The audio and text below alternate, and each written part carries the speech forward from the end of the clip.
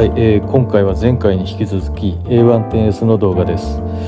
前回はその走りについてお届けさせていただきましたが、今回はインテリアや各種機能、それからエクステリアなどについて A1.S を丸裸にしてきました。今回の動画を作成するにあたっていろいろと調べましたが、調べれば調べるほどアルピーヌのこの A1.10 に対する思い入れというか本気度を知ることができました。正直 A1.10 について当初は初代 A1.10 のリバイバルとして、よくできたスポーツカーだなぐらいにしか思ってませんでしたが、リバイバルはその外見のみで実際の車の作り、性能はやはり F1 で培った最新技術を惜しみなく投入し、アルピーヌブランドの復権を本気で目指す本気のスポーツカーであるということが分かりました。それではどうぞ。これ走行中に抜くとどうなるんですか？これですね、例えば今止めるじゃないですか、でニュートラル長押しでパーキングなんですけど、抜いちゃうとエンジン止めれなくなります。っていうかニュートラル長押しでパーキング？そうですそうです。これで、ドライブ入れる、で1回押すと青くなるんです。これでマニュアルモード、ニュートラル、これで今ニュートラルに入ってニュートラルを長押しして赤く光るとパーキング。このパーキングのスイッチはこれはだから P レンジに入れて、これはサイドですね。そうか、はい、パーキングとこれはP って書いてありますけどサイドです。そうか。あれ 4C ってパーキングあったっけ？ないっすよ。そんなバカな。エンジン切ってサイド戻して、押せますもん普通に。本当にパーキングのスロットというかギア、パーキングってギアって噛むじゃないですか、動かないように。それがないのかな。このスマホのケースがこれねいろいろ問題はあるかもしれないけど、これがこう充電するぜとか、さっきお話しした通り、ナビがないので、ぶっ刺さないと普通はいかない、カーナビが使えない、これつなぐと邪魔でしょうがない、みたいなことになるのでそれが嫌で、携帯電池がない時のために一応充電用に積んではいますけど、よくダイソーでこの間L 字のありました。それいいな。エアコンがちょっとアナログチックでいいですね。これはもう逆にアナログの方が僕はいいと思う。走ってる最中とか見ないでもいいし、なんかこれおしゃれなんですよね。一応オート使ったことないから分かんない。一通り普通に今の現代のエアコン的な機能が。触っていいですか？どうぞ。この操作感もなんかいい。何が悲しいって、このピュアはあると思うんですけど S って鏡になるんですよ。これは助手席の実はうな丼さんに言わせると0点ですね。うな丼さんね。これルームランプがそうなんです。2つこう独立して、このバブルルーフをうまく使って、多分ここにもなんかあるんだと思うんですけど、ルームランプってマップランプの？マップランプに近いですよね。ルームランプじゃないか。ここもなんかあったんでしょうけど、つけてない。オプションでなんかあるのかもしれないですけど、僕も全然オプションとか見てないで買ってるんで。はもうダイナミカっていうんですか、なんちゃってスウェード。でも意外とソフトでそうもちもちしてるんですけ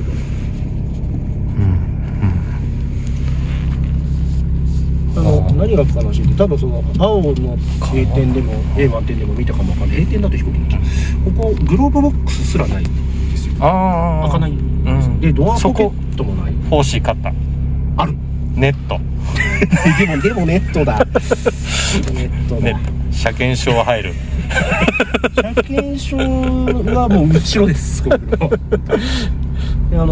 前期型、これマイナーチェンジ後なんですけど、前期型はちょっとここ汚いんだけど、ここにこう三角の入れ物があったんですよ。でその中に一応ドリンクとか入ったりで、ここもドリンクホルダー今こんな四角いんですよね。一応2本ギリ入るんですけど、なんせこの形なんでガタンガタン。でもこうやって取れますね。なんとか取れます。走りながらでも取れなくはない。あれ無理です。バケットに変えてるっていうのもあるけど、なんかそう不思議な車で。でもなぜか灰皿置き場があるんですよ。おっしゃってました。でこのセンター、これが吹き出し口。あ、これエアコンの吹き出し、まあ何にもいじれないんですよ。角度も変わんなきゃ締めもできねえしっていう。まあ普通ここがまあアイドリングストップのオフでトラクションコントロールのオフ。多分長押ししないと多分。ドラゴンのオフスイッチ、でまあドアロック、ナビのオンオフ。おお。今ちょっと英語モードにしちゃってますけど。これエンジンオンでいきなりラジオになるんですか？エンジンオンで、まあ、前何に使ってたかにもよるんですけど、もしかするとでもあれ前期型なので、前期後期でちょっと違うんですよ。あらインテグラーレ。まあ渋い。今日も隙間が増えてきたな。そう、これがちょっと違ってて、前期型は Android とか Apple のカープレイとか Android とか対応してないんですよ。専用のアプリ、専用のでそのアプリ内のナビしか使えなかったらしいんですよ。でこれ僕のマイチェン5ではこれは使えるようになってるんですね。ただ前期型と後期型でここにテレメトリーが前期型は出たんですって。で今もうまあブーストどんぐらいだよとか G どんぐらいかかってるよとか出たらしいんですけど、後期型はここでそのテレメトリーができない。一応こっちの TFT で一応できるんですけど、例えば、これなんかが一応ちょっとテレメトリっぽくこうブーストとかいう感じでできるんですね。今ごめんなさい、ちょっとノーマルモードに戻して、これでこうするとこれがまあスポーツモードの画面、これはノーマルモードなんですけど、スポーツモードにして、まあ、この状態だったりこれを切り替えられるので、これがまあ何キロ走ったよとかオドとかトリップとか出るんですけど、でこれだったり、あとこの回転数が出たりっていう、あとどこだっけな、タコメーターというか回転数がこうデジタルで見れるのは案外、これはいいです。あとトラックモードっていうのがあって、バーになるやつですね。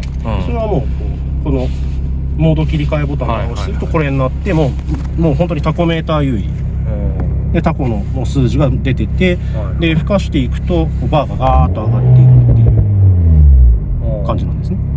で音でも知らせてくれて、レブ近くなるとピピって言うんで、ピピって言った後にシフトアップするとちょうど回転域を使い切れる。ドラッグなんかでシフトインジケーターとかあるんですけど、あれに近いような使い方ができるっていうようなタッチパネルではない。タッチパネルです。これがまあ通常画面なんですけど、今時普通？どうなんですかね。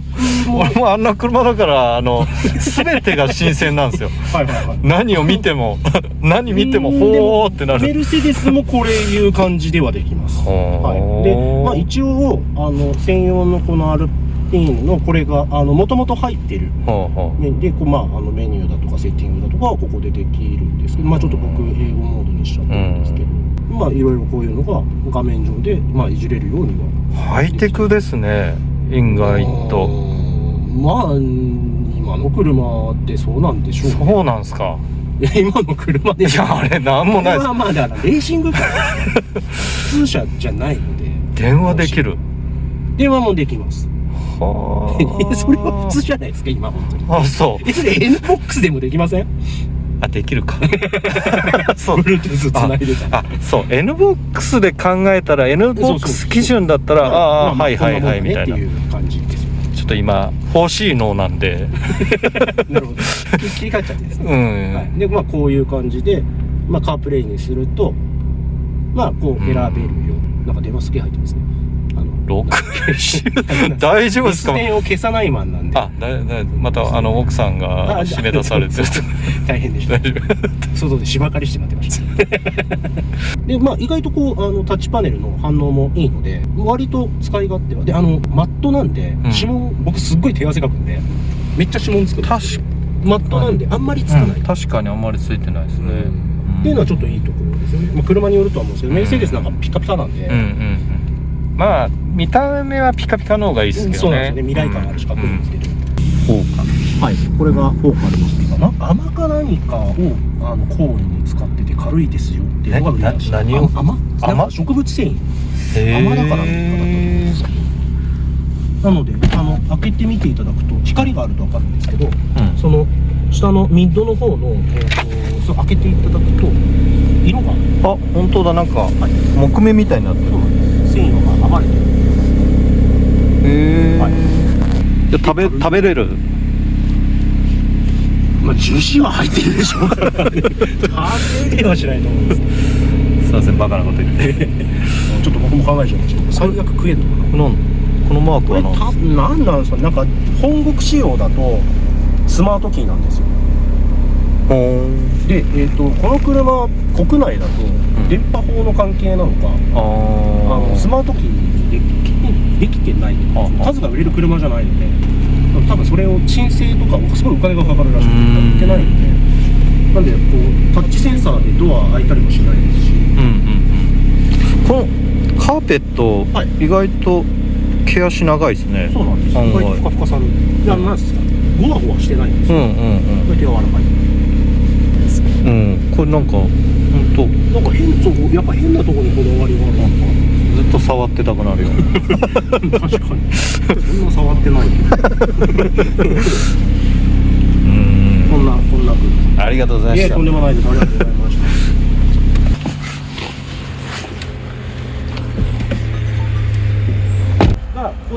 エンジン止めてもこうファンがミッドシップで熱込むのに回るんですけど、実はここがルーバーで排気っぽく見えるんですけど、吸気なんですよ。こっちから吸って中回して、実は下から吐く。空気がスーッときてもうルーフを流れてきたのをここで取ってあげて、で下から吐いてディフューザーに回す。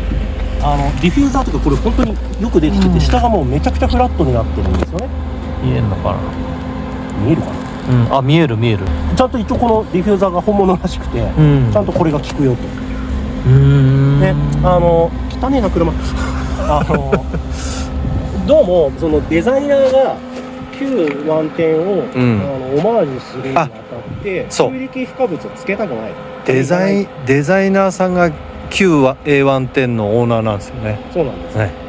なんかどうも聞いた話だと、これを作る時に旧湾店の良さはどこから来るのかって、日本ってすごいやっぱマニアの方が物持ちが良くて程度がいい A1 店が多いので、日本からバンバン持ってって調べたらしいんです。そう日本の A1 店オーナーをすごい大事にっていうか、だってなんだっけ R の発表会も日本でやったのはそこなんです。そうでしょ、なんかそのいろんな国で売られてるんですけど、国別でいうと日本は確か A1 店の売り上げって率で言ったら、フランスがもちろん当然本国トップなんですけど、2位だか3位ですごく日本市場を重視して、なので確か1000台目の湾店の納車はオコンかな、F1 ドライバーがサプライズで駆けつけて、エスティバンオコンかな。だからアロンソモデルって R で、アロンソモデルっていうのに2400万とかで出てるんですけど、あれ日本に1台しか入らないらしいんですけど、ディーラーで聞いたら70何人応募して、倍率70何台。結構すごい日本市場を意識してて、R なんかはもうそのインスタとかに載ってる、ティーザー画像とかも日本ですごい撮ってて、首都高だったりで、そのお披露目も日本の走り屋さんの例えば国産車、いわゆる日本のねジャパンドメスティックなんとかだから JDSM だっけ、あれの車なんかをダーッと並べた中を R が走って出てくるみたいな演出をしてたりとか、すごく日本市場を重視しててかっこいいですね、らしいですよ。日本だと今1100台ぐらいなん確か1000台ちょっとのはずです。1200までいってないような話です。結構売れてるんですね。意外と売れてます。でも世界的にまだ1万台とかテンパーぐらいは日本で出てるそうです。やっぱ収納スペースもそこそこあるから日本でのこう需要っていうか、そうですね、多分その大きすぎない、で多分日本人好みなんだと思うんですけど、派手すぎない、多分いろいろちょうどいいんだと思うんですよ、でお値段もそんなバカ高くはない。これが多分車両で800何がし女性受けするらしい。本当ですか、この手の車では抜群に受ける。確かにちょっとその日本人好きそうな奥ゆかしさみたいなのちょっぴりあるのかもしれないですよね。分かんないけど、確かにすごいこうオラオラ感はあんまないですね。本当美しいデザインですよね。僕はね結構やっぱそういうとこも好きで、そもそもやっぱロータスが重くなっちゃって新車で買えるピュアなライトウェイトってって言った時にこれしかねえやって感じで、もともとね旧湾店も好きだったので、デザインが旧湾店をしっかりオマージュしてて、かといって古臭くない。そう旧湾店のデザインがまたね未来的で、それが今の時代にこう追いついたっていう。でそれがこれ出て、どう見ても今時の車なんだけど、そうなんです。見る人が見ればちゃんとA湾店じゃんっていう。で知らない人が見てもやっぱ綺麗な車。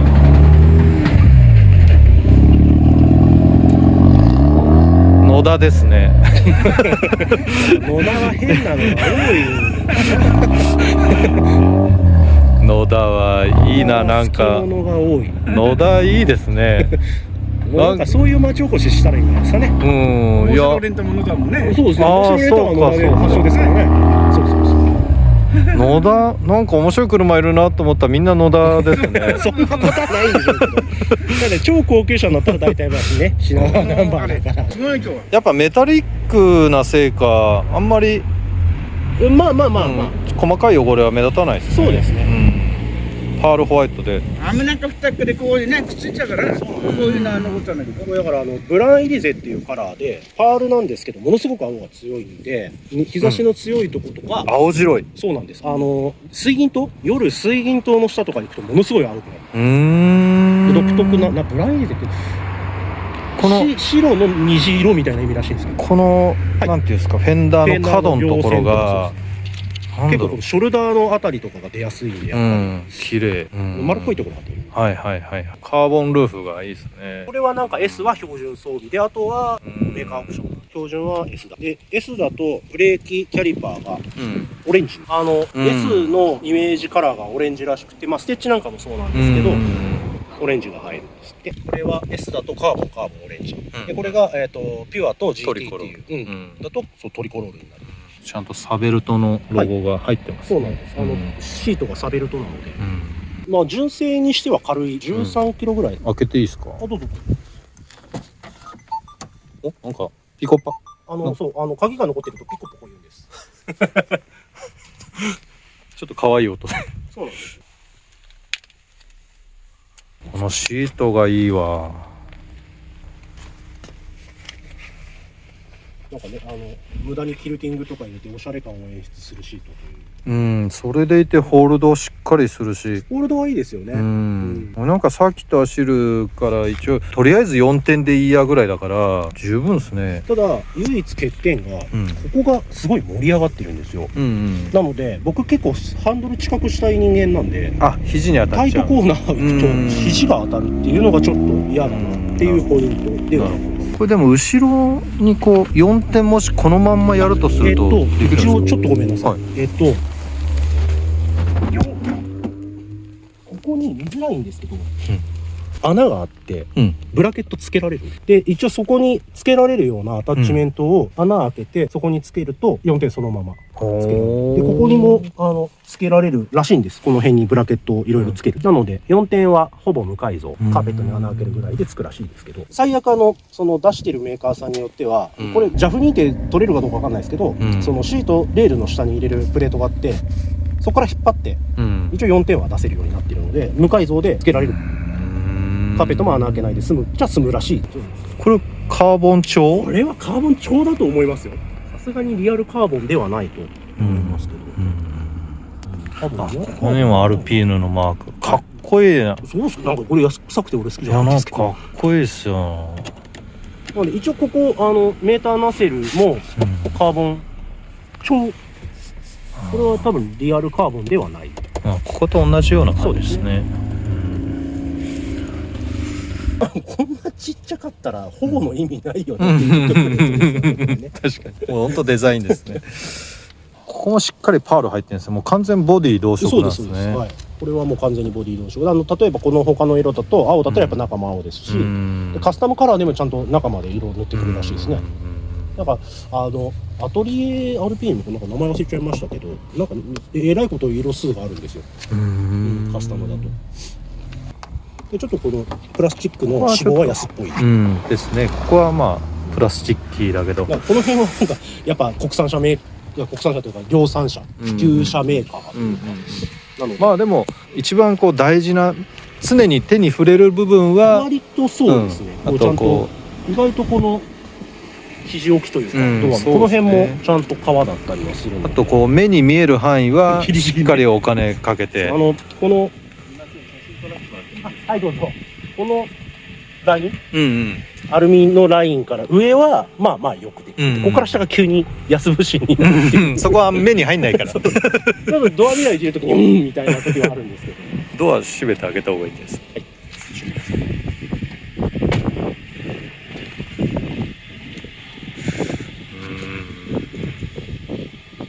ホイールもねバカでかくないので、うん多分これ19とかになると一応そのグレードによっては19になるらしいんですよ。あんまり台形ホイール好きじゃないんですよ。やっぱこう肉はそうなんです。レースやってる人って皆さんそう言うんですけど、そうある程度50とか、うんある程度厚さが欲しい。そうだから 4C の純正もちょっとね1819なんであります。だからサーキット用は1718に落としてやっぱその縁石に乗ったりとかもするじゃないですか。そうそうするとやっぱりあんまり扁平がきついとうんホイール打つんで、街中だとこう扁平率高い方がクイックでいいんだけど、サーキット行っちゃうとだから逆にちょっとそのまあ、速い人ほどアンダー傾向に車を仕立てるじゃないですか。そうですね。でタイヤも今のタイヤってすごくいいから、扁平率でケース合成を稼ぐんじゃなくて、もうタイヤそのものの性能としてタイヤがしっかりしてるから、別に無理に扁平を稼がないで、だったらホイールサイズ下げてバネ車軽くした方がいい足になるよね、っていう気もしますし、いや実際そうですよね。正直僕もこれキャリパーが入るんだったら1インチ落としたい。これ今18 8前後18前後10確かピュアより10ミリ幅はある。フロントが21の401、じゃあピュアは205なんですか。205でリアがこれ245、ホイールサイズは一緒だけど幅が違うんですね。でこれ2454018で、これ確か10ミリピュアだともうこの吸気のどっちかがダミーなんでしたっけ。確か右こっちがダミー、こっちが生きてて向こうがダミーかな、でもそこもアルファはもうこれ見よがしじゃないですか、でもこれはやっぱセンスの違いでしょうね。こうなるべく目立たせないようになんかで見たんですけど、そうおっしゃる通りで、もともとワンテンって RR 初代で、ここがインレットだったんで、このくぼみがそのまま入ってるんですけど、なんでミッドシップに見せたくなかったらしいんですよね。だから俺ミッドシップだぜみたいな、あれインレットはだぜってなってるじゃないですか。でそれはもう車の違いなんじゃないですか。この車はもうここ、俺はもうおとなしく実はここだぜみたいな作りになってるそうですけど、洗車してるとここにめっちゃ水溜まるんでこたまるんだ。めっちゃ溜まるんです。外車あるあるですけど、洗車してたらあちゃこちゃ水もおるんで、この中のボード、エンジン用のカバーボードですけど、もう洗ってるとこの辺から入ってなんで入るんですか。この辺のメザースイートがないでしょ。なんで入っちゃう。そうなんですよ。だからもう毎回ここ開けてそこ拭いてみたいな。ここ雨水たまります。はい。ここら辺につろーんって溜まってます。欲しいは一緒にしちゃっちゃいけない。欲しいここは穴開いてるんですけど、なぜかここがスズメが水浴びできるぐらい。あ、本当だ。あとこうそうこうなって、でも微妙。